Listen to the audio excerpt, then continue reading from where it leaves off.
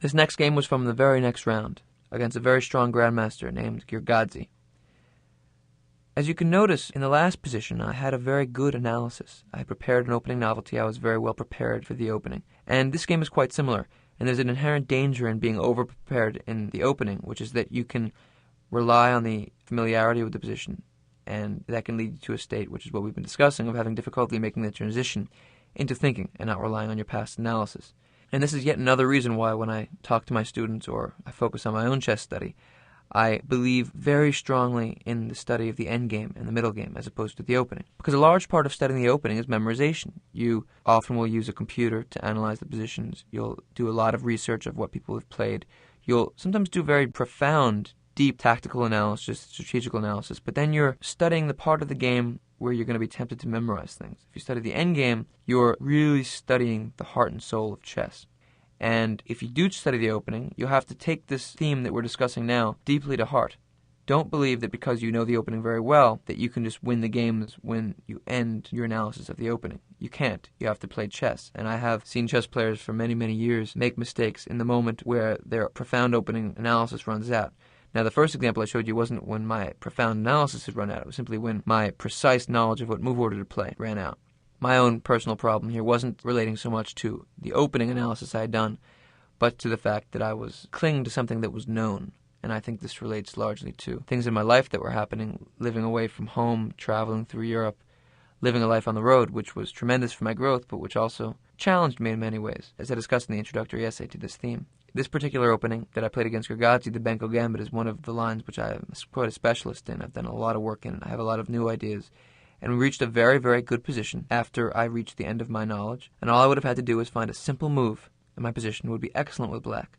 But in that moment in which I had to find my first real chess move, I didn't have the patience to do it. Now, I'm a very patient chess player usually. The problem isn't with patience. The problem is with slipping into gear when you're out of gear. This is how we reached it. d4, knight f6, c4, c5, d5, b5, Benko. He played something that's very popular now, a positional system, c takes b5, a6. Now, the Benko, for those of you who don't know it, is a pawn sacrifice where I will give away this queenside pawn. Sometimes they'll take them both, and black will end up getting a structure like this with g6, and they'll play knight c3, and then bishop takes a6, and often the type of structure that will arise will be something like this, where black gets very big queenside play, and white is over here like this. And white's game is very difficult to play, and black is building up pressure here. I'm down a pawn, but playing positionally against white's development, and also it's a very strong structure for black. Many endgame positions are good for black in the Benko, even when he's down a pawn.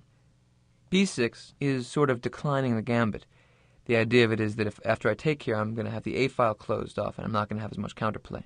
It's a positional system, very strong. And for the last 5 or 6 years, I've done quite a lot of analysis in the line with e6, which is what I played here. Knight c3, knight takes d5, knight takes d5, e takes d5, queen takes d5, knight c6. This was all analysis. Knight f3. Now white's next move is going to be knight e5, threatening my knight. I can't take it because my rook will hang. So I played rook b8. My idea is if he plays knight e5, I'm going to play queen f6. And after knight takes c6, d takes c6, I get very good counterplay with my pieces. He played e4, bishop e7, bishop c4, threatening mate. Again, this is all my preparation. Castles. And he plays queen h5. This is a nice idea for white. A number of strong grandmasters have tried this. The next move might be knight g5, trying to pile up on the king side. I play rook takes b6, recapturing the pawn finally, and also having an eye across the 6th rank. He castled. And now I played a move which is difficult if you don't know the position, because your rook on b6 kind of wants to cut across the whole game, but I played d6, which is very important. The point being, my next will be to play bishop e6, challenge this diagonal. If he takes it, my structure will become very good, and otherwise I'll have good central control. It's even material here. His bishop on c1 is tied down to the defense of the b-pawn. Black's game is very good here, I think. He played b3, bishop e6, and now bishop takes e6, f takes e6, queen g4, attacking my pawn. Queen c8, defending, and bishop b2. Truth be told, this was the first position that I wasn't yet familiar with. Queen g4 was his new move, but queen c8 was fairly obvious. Black to move here. What would you do? He's threatening mate. How do you defend?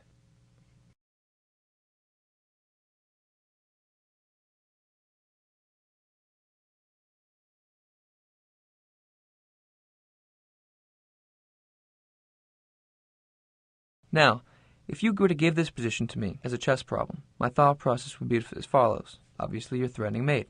There are a number of ways to defend. I can play rook f7, but this has the downside of tying down my rook to the defensive pawn, and of pinning my weakness on e6 to my queen on c8 very powerfully because my queen is now not defended.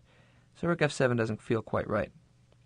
The other possibility for me would be to play e5, blocking his bishop on b2 for my pawn on g7, and offering a queen trade. And in the long term, I'm going to have a positional weakness, which is that my bishop on e7 is hampered by my pawns. The other possibility is to play bishop f6, which blocks off his bishop, but has some tactical problems, maybe. I'd have to calculate them out to make sure that everything's okay. What are those tactical problems? One thing is that I might be a little concerned with e5, a positional pawn sacrifice quite similar to the first move that I played against Vulasevich, if you recall that game, where I played f5, doubling him up. But in this game, it would be very quick if I was trying to analyze this to see that black is fine. I can simply play d takes e5, and next I can play the move knight d4, and my central knight will be very, very strong. An excellent position for black. I would also have the option of playing the strange move bishop takes e5, and then after knight takes e5, d takes e5, rook f5 would lock down my pawns, and I can play knight d4 next. In any case, black has a good game. He could play bishop takes f6, rook takes f6, and rook d1. But then it's not too hard to see that I can simply play rook g6. If he plays queen f4, then e5 is very strong now because the bishops are gone, followed by knight d4. And after queen h3, I can play queen f8, defending my pawn. Black's game is excellent. There's nothing to worry about. It's a pretty simple discussion. I would have no problem doing this analysis. The problem is that it takes a little bit of calculation. You have to make a concrete judgment. The one thing that held me back in this position is that I wasn't yet ready to play chess, and bishop f6 required a specific judgment. I had to deal with the e5 threat. And looking at this position now, it's pretty obvious that black's game is great. I can play either knight takes e5, d takes e5, or bishop takes e5. White definitely does not have full compensation. Certainly, my position is perfectly fine. But the problem is that I didn't want to do that. I didn't want to make a judgment yet. I was reluctant to enter into the struggle. And I played the move e5, which looks fine. It looks like it's stopping white's bishop very well. The bishop on e7 is a little bit of a problem, but in these types of games, sometimes your bishop can come out to g5 to h6. But truth be told, I'm giving white an advantage. And for the rest of the game, because of this one move, when I wasn't yet ready to enter into the struggle, I had to defend for 35 moves and eventually lost. Because if you give a grandmaster a little edge and they can use it for a long time, e5 proved to be the largest error that I made in the whole game by far. It was the only real, tangible error that I made. So I'm not going to go into a long description of why it is that e5 is bad. You can see based on general positional considerations that it would be much better for me to have these bishops off than on, because now I have a bad bishop locked in by pawns and he has a good bishop on the same color as the squares that all my pawns are locked onto. And I had the option of playing bishop f6 and then later on trading off and playing e5 and having that same kind of position. So I clearly made the inferior decision, and the reason was because I was unwilling to evaluate a bad possibility for him playing e5 because I wasn't yet ready to enter into the struggle. And so trust me, in critical moments, take the time to enter into the position. And a lot of the time, you'll feel like you're not quite ready, because many times in chess, the critical moment happens in a time when you're very tired, you've thought for 35 minutes, or you've been playing the opening pretty easily, and you're not quite ready to start buckling down and playing hard chess yet. But that's what we're in this for. We're in this for the struggle. So I hope these 3 games can do more than just open up your eyes to the possibility of having difficulty in transitional moments. What I hope to convey is a whole new way of studying chess. Observe yourself as a human being, and observe yourself as a chess player. Believe me, you'll notice parallel tendencies which will lead to your growth in both arenas.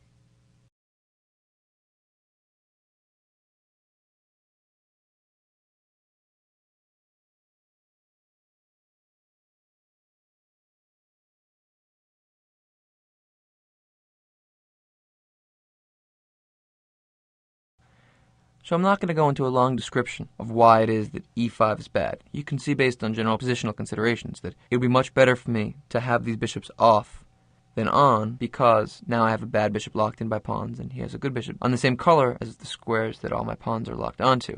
And I had the option of playing bishop f6 and then later on trading off and playing e5 and having that same kind of position. So I clearly made the inferior decision, and the reason was because I was unwilling to evaluate a bad possibility for him playing e5 because I wasn't yet ready to enter into the struggle. And so trust me, in critical moments, take the time to enter into the position. And a lot of the time, you'll feel like you're not quite ready, because many times in chess, the critical moment happens in a time when you're very tired, you've thought for 35 minutes, or you've been playing the opening pretty easily, and you're not quite ready to start buckling down and playing hard chess yet. That's what we're in this for. We're in this for the struggle. So I hope these 3 games can do more than just open up your eyes to the possibility of having difficulty in transitional moments. What I hope to convey is a whole new way of studying chess. Observe yourself as a human being, and observe yourself as a chess player. Believe me, you'll notice parallel tendencies which will lead to your growth in both arenas.